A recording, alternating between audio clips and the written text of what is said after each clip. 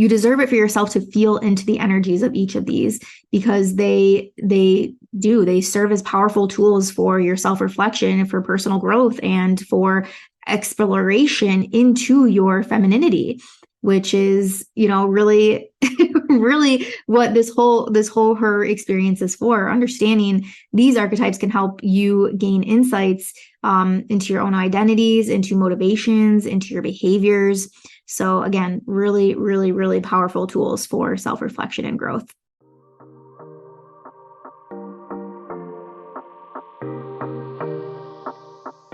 I'm Rachel, and you're listening to the Owning Your Sexual Self podcast.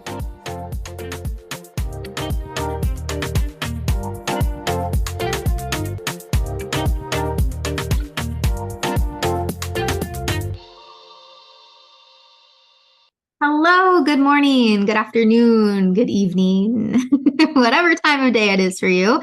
Hello, hello, hello. Thank you for joining me yet again for another episode of Owning Your Sexual Self. Happy to be here with you today. We are about 8 weeks out now from the Her Retreat, which is happening in Tampa, Florida. And I am just so fucking excited, you guys. I can't even tell you how just grateful and inspired and uplifted I felt throughout this whole process. It has been a journey. It has been a roller coaster so far, of the highs of getting people to say yes and committing and jumping in and saying yes to themselves into this experience. And then the lows of the imposter syndrome that gets to show up here and that I get to work through, of who am I to be doing a retreat like this? What do I have to offer to people? What can I actually teach people? And it's just, I'm reminded daily through my one-on-one clients, through my friends, my colleagues, my husband, that I have a lot to offer.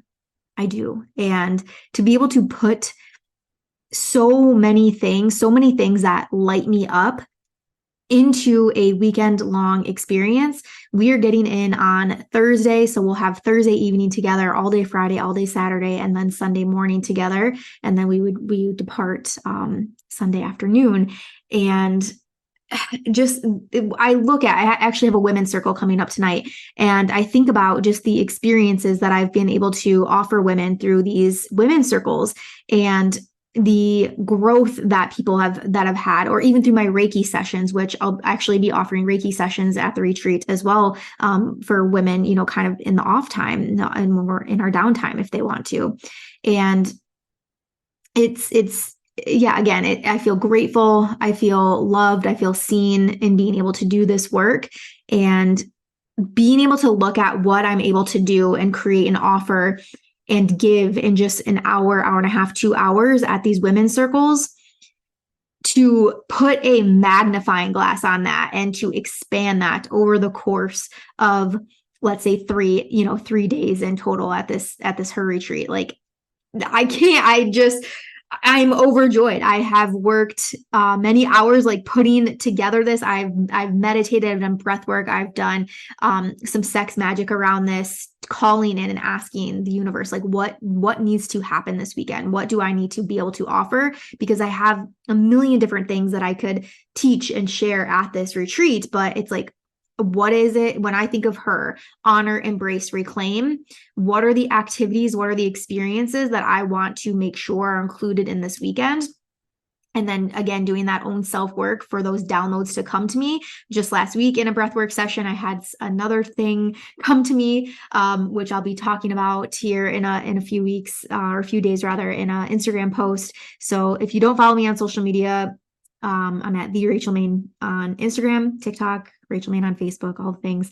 And you're going to see, like, I'm going to be talking about this retreat more and more, because I'm so fucking pumped for it. And our calls, which the Feminine Archetypes, that's what we're talking about today. We have 6 weeks together, even leading up to the retreat experience. So starting on, let me look at my calendar here. Yeah, starting on September 5th. So that's the first Tuesday of September.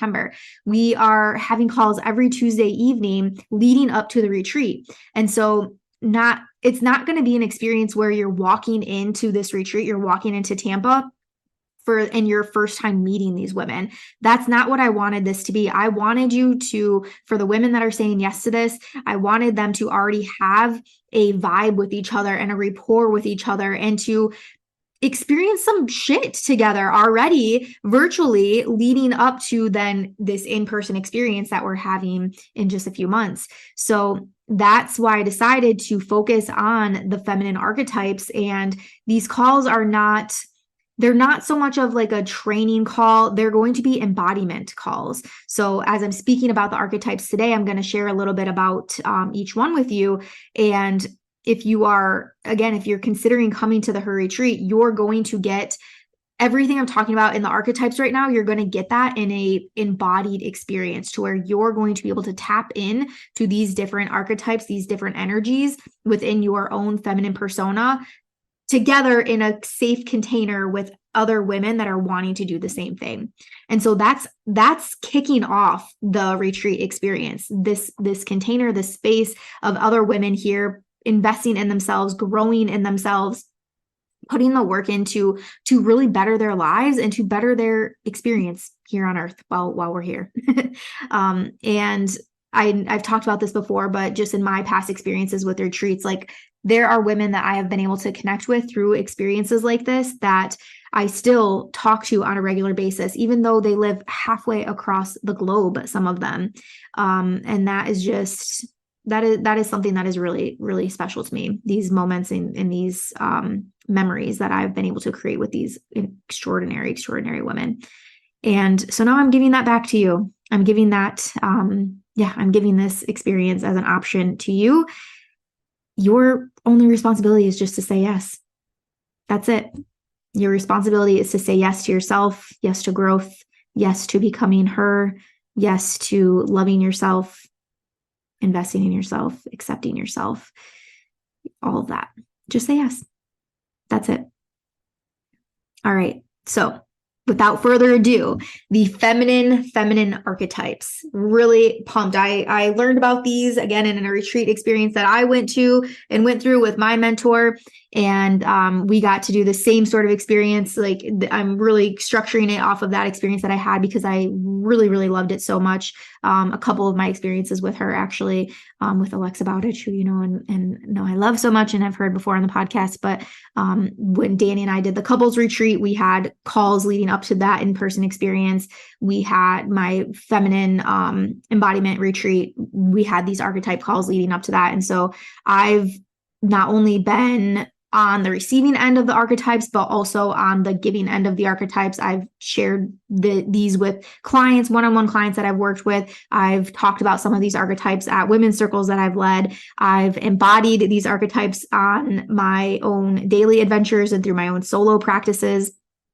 So these are definitely something that is really special to me. And I'm excited to be able to share with these with you, and to be able to, again, give the women that are coming to the Her experience and the Her retreat, just like a more embodied experience when it comes to these archetypes.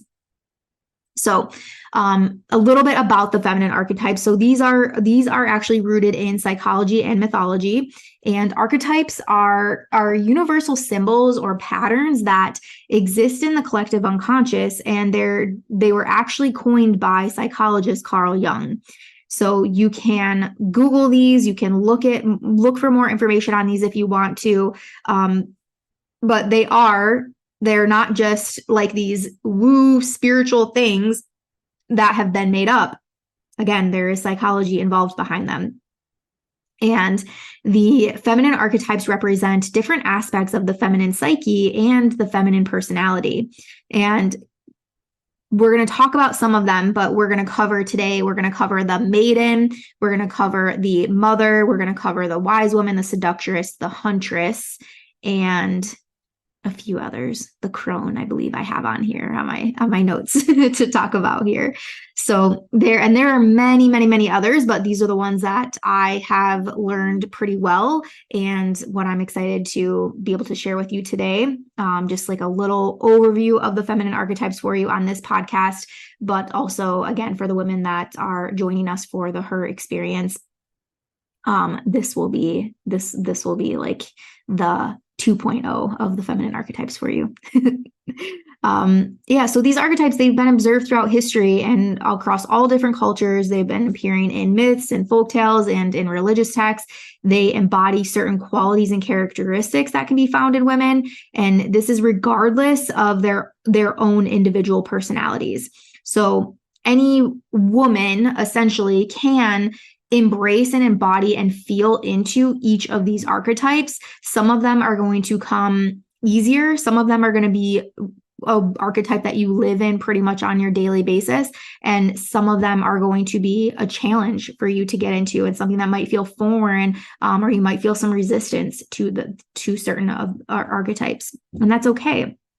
But you deserve it for yourself to feel into the energies of each of these because they serve as powerful tools for your self-reflection, for personal growth, and for exploration into your femininity, which is, really, really what this whole Her experience is for. Understanding these archetypes can help you gain insights into your own identities, into motivations, into your behaviors. So again, really, really, really powerful tools for self-reflection and growth.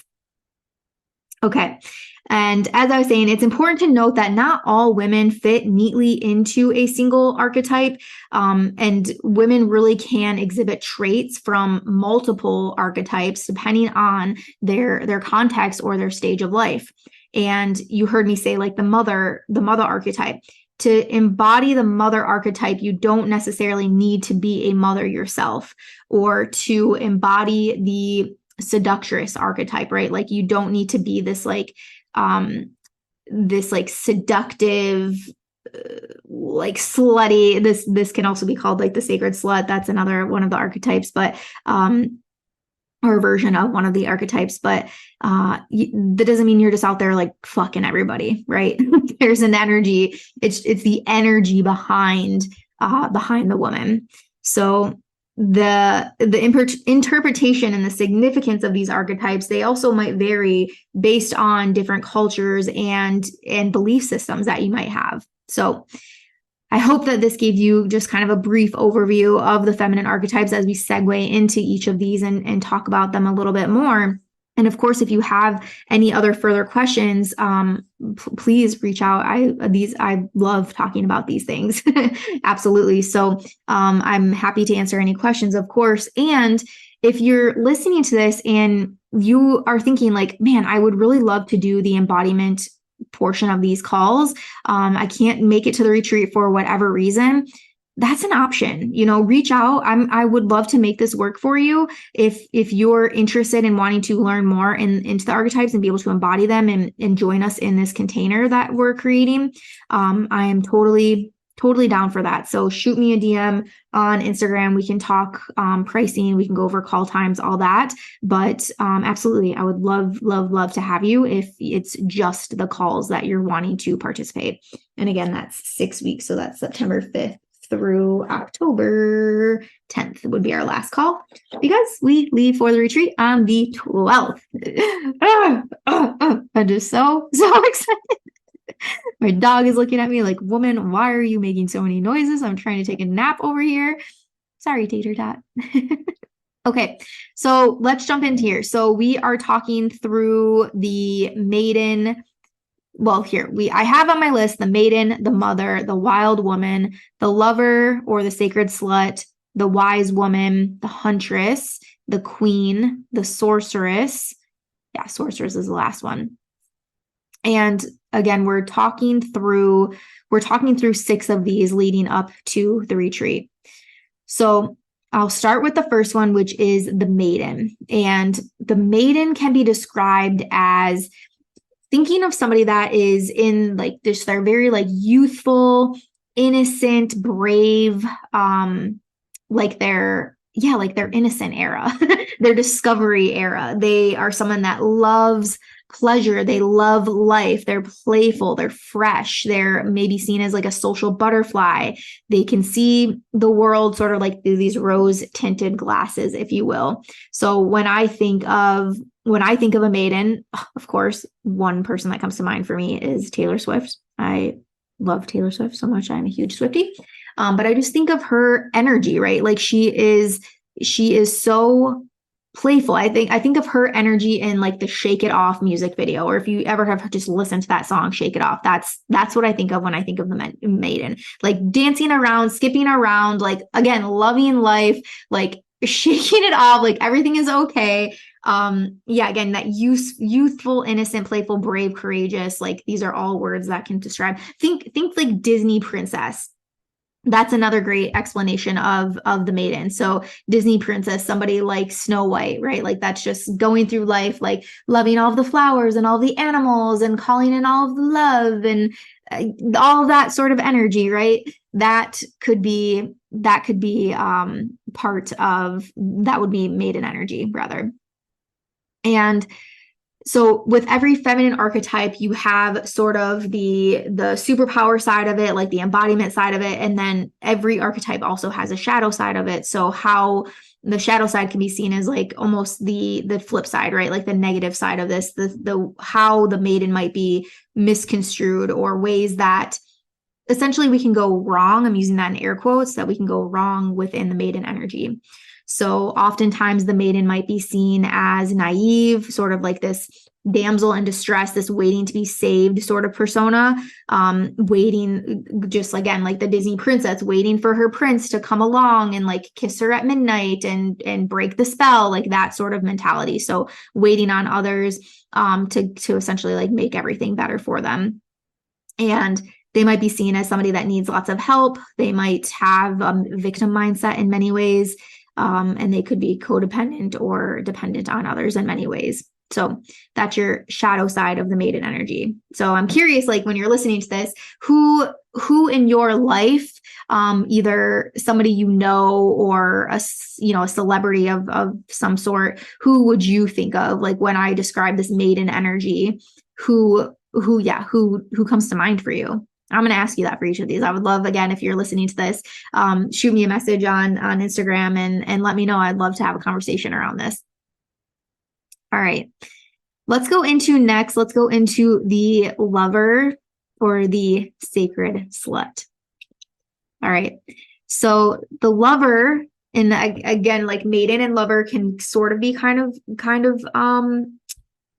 similar, but the lover is all about love, right? I think like Marilyn Monroe when I think of the lover. So very sensual, very pleasure driven, like just sees pleasure in everything, seeks pleasure in everything. So this person could be seen as very passionate, very artistic, very creative, known as a creatrix, if you will. And she's driven by that. She's driven by doing what she loves. She's driven by what's beautiful, what brings her pleasure, what is sexy, what is sensual. This is the lover. So again, yeah, I think of Marilyn Monroe. I think of, oh my God, I think of Pamela Anderson in many ways. I don't know if you've ever watched Pam and Tommy on Hulu. That's a great show. I loved that I think that came out like last summer, but I think of Pamela Anderson in many ways. So, uses all parts of herself as this energy, as this magnetism, very charming. And she does this to gain something that she desires. It's like manipulative, but in a good way. And getting control. Yeah, like getting and taking control of something, but for the greater good, not manipulative or, like snaky in a bad way. It's powerful. It's super powerful. They're leading with their energy. They're confident. They're seducing people, but also life. They're seducing life. She's using her sexual energy. But it's so much more than just sex. It's making herself feel good. It's making others feel good. yeah, this woman is happy. I mean, go figure, right? She's seeking pleasure in her day-to-day. So she feels taken care of. She prioritizes pleasure. She prioritizes orgasm. Yeah. So good. So very flirtatious, confident, magnetic, empathic, smart, sexy. So good. Lover is one of my favorite archetypes. I love playing in this energy, especially in our meditation / sex session, tension room, whatever you want to call it. But I feel when I'm in that room, that is when I feel like my lover really, really comes alive in that room. And yeah, no matter what we're doing in that room, really.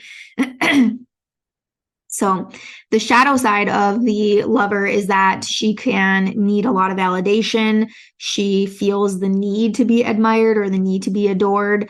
So really, like she needs to be seen. And she may lean too much on her sexuality to gain control. So as I said earlier, like that manipulative in a good way, this can oftentimes go south to where maybe she is seen as deceitful or, you know, manipulating for the not good, for the bad, holding expectations of other, like almost has like this sense of entitlement, may use people, may have an addictive personality, hurtful, reckless. These would all describe the shadow side of the lover archetype. So I'm excited when I think of the embodiment calls and the playlists and stuff that I've put together to lead people and women through these embodiment experiences starting next month. Yeah, the lover is one of my favorite ones. And I remember actually feeling really awkward in embodying the lover archetype when I was first introduced to these, which was very, very interesting, very introspective for me to be able to think on that a little bit more. And why was I feeling challenged and why was I feeling resistance to this? Especially with what I do as my profession, you know? So these will, as you're working through archetypes and learning more about these, like they're going to bring up emotion. They're definitely going to bring up emotion.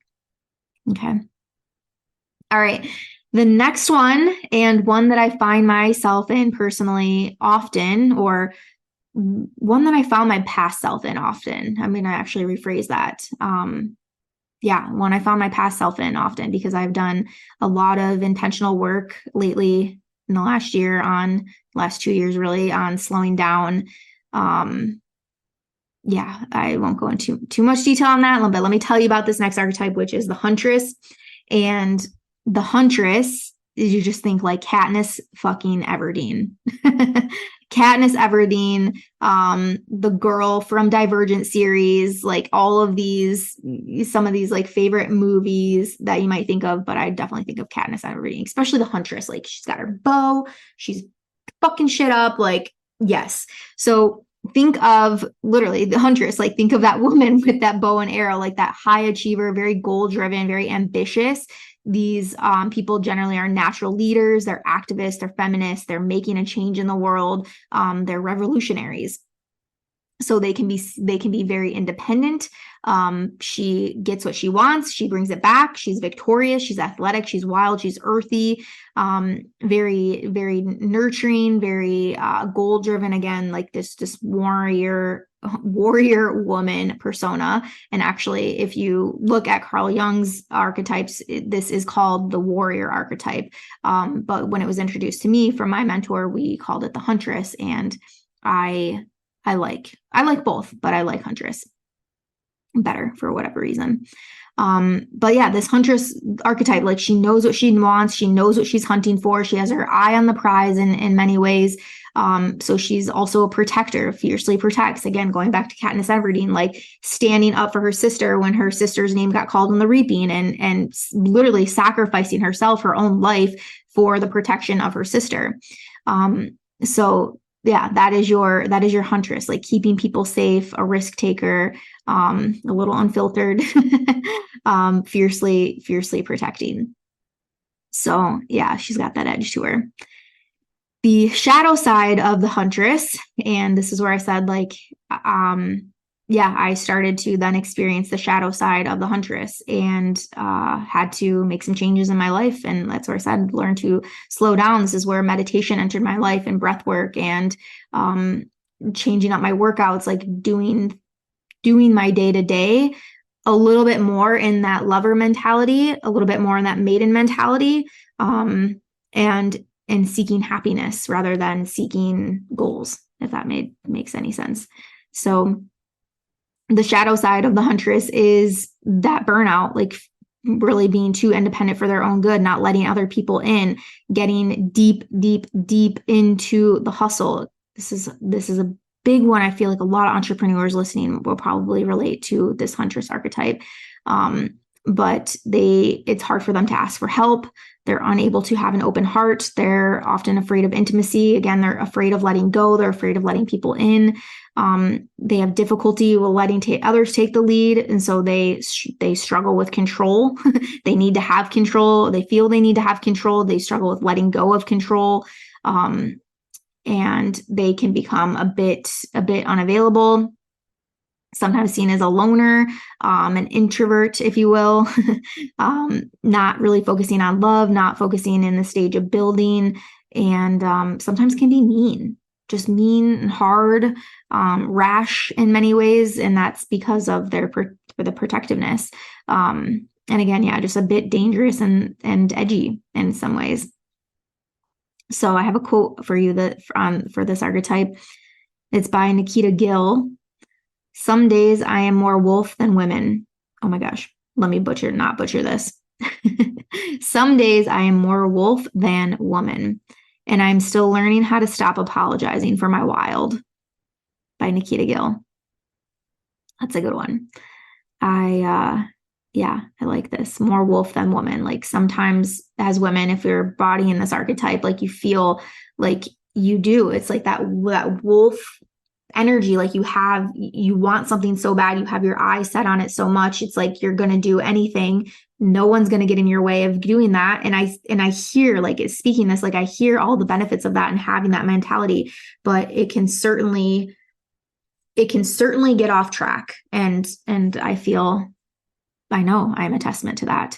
And yeah, if you're not embodying the maiden side of you or the lover side of you, and you're only kind of in this huntress energy, it's not gonna serve you for a long, long time. All right. Then we have, okay, let's see, which next one do I want to go through? Yeah, I don't want to cover them all. I want to leave some curiosity and mysteriousness to the eye, or to the ear rather in this case. So let's see. I want to do, all right, I got Queen left. I got Sorceress left. I got Wise Woman left. Wild Woman left. Let's do, how are we doing on time here? All right, we're 28 minutes in. I want to do the Sorceress. Yeah, I want to do the Sorceress. Sorceress is another one that I feel I'm able to embody quite often, and also feel some resistance to embodying her at times. The Sorceress is intuitive. She's magical. She's open-minded. She sees beauty in everything. She's very connected to spirit. She's the ultimate manifester. Essentially, she is a witch. She's a visionary. She can see. She's intuitive. She believes in and she creates magic every single day. And I find, for me personally, and you might again feel this with some of the archetypes too, but I find that it's like I can turn it on, like this archetype, for instance, I can turn on my Sorceress, but it's not one that I feel like I'm not in my Sorceress in my day-to-day, or like it's not my go-to, if that makes sense. My go-to for my constant, if you will. But when it's on, it's on. Like when the Sorceress part of me is on, she is ready. She is in it. She is engulfed in that. So yeah. So again, a very visionary, very, again, manifester, truth teller, can turn just like really creates magic for her life. She can create from a blank slate. She's very mysterious. She's very powerful. So yeah, the sorceress, just think of like that witchy energy. I'd be curious who comes up for you when you think of sorceress. I think of myself in a lot of ways, like when I'm getting in my magic stuff and my creation and my letting my creatrix show up and be free. I think of myself in many ways for this one. I think of my mentors, a few of my mentors, in creating, and some people and influencers that I follow rather on social media. I think of them when I think of sorceress. Chelsea Adair, who is somebody that I had on the podcast. I think of her. I think of Joe Miller. I think of my friend Jordan Donnell. I think of, let's see, sorceress. Yeah, I think of my friend Jenna. I think of some people. So the shadow side of the sorceress is that she can have a darkness to her. She can be secretive. She can be manipulative or malicious, or even self-centered. She may be fearful of what's to come or fearful of what it is that she's trying to create. And sometimes she can only think of herself. So she can become very self-absorbed, very me sort of focused. So another quote for you on this one: "Those who do not believe in magic will never find it." And that is from Roald Dahl. And another one is, "You've always had the power, my dear. You just had to learn it yourself." Glenda the Witch. Yes, love that one. "You've always had the power, my dear. You just had to learn it for yourself." So good. I feel like that is a great place to end because I just think, again, I have done so many meditations and vision and visualization practices around this retreat, and I can literally see the faces of the women that are sitting amongst me at this experience. And that's what we're doing. That we are teaching. I'm teaching you the magic. Like, I'm teaching you how to create magic for yourself. And for many of you, it's going to be the first time hearing about anything like what we're going to be experiencing and diving into. And I honor that. And I remember being that person and going through these experiences and feeling the nervous and feeling anxious and feeling worried and feeling fearful, terrified, tearful, vulnerable. These are all words that I can say, and feelings that I can say that I've felt during these experiences. And coming through them, I have felt uplifted, enlightened, inspired, loved, supported, held, seen. I mean, the words that I can come up with that from the other end, like coming out in an experience like this, they trump all of the worry, all of the anxiousness that I was feeling going into the experience. And to be able to overcome those experiences through embodying and embracing those feelings that I was having, like, all the more special, all the more magic. I let myself feel into the anxiousness. I let myself feel into the worry. I expressed to women that were in these experiences how I was feeling, and allowed myself to be seen. I allowed myself to be put out there. And it's scary as fuck. I validate that. It is scary as fuck to be vulnerable and to do something like this and to go on a trip like this. I get it. But I'm telling you, these experiences like these have been a huge part of my transformation and of my growth, of my healing. And I'm just, again, ecstatic to be able to offer this to other women, to 10 women, in fact, 10 women that decide to say yes to this experience. I can't wait to see who you are. I can see your faces. Again, I can visualize your faces. I might not have a name to the face, but I can see your faces amongst me. And I'm excited to see how this unfolds. So The link, of course, is in the show notes. If you follow me on social media, the link is in the bio to the Her Retreat. If you are considering joining us, I would love, love, love to have you. I will also pop a link here for if you want to set up a consultation call, if you have more questions about the retreat, if you just need to talk through it, need to talk through some of those insecurities or some of those scared feelings, those fearful things. Let's get on a call together. Let's talk through it. And I will be honest with you. If I think that it's not going to be a good fit for you, I'll tell you that.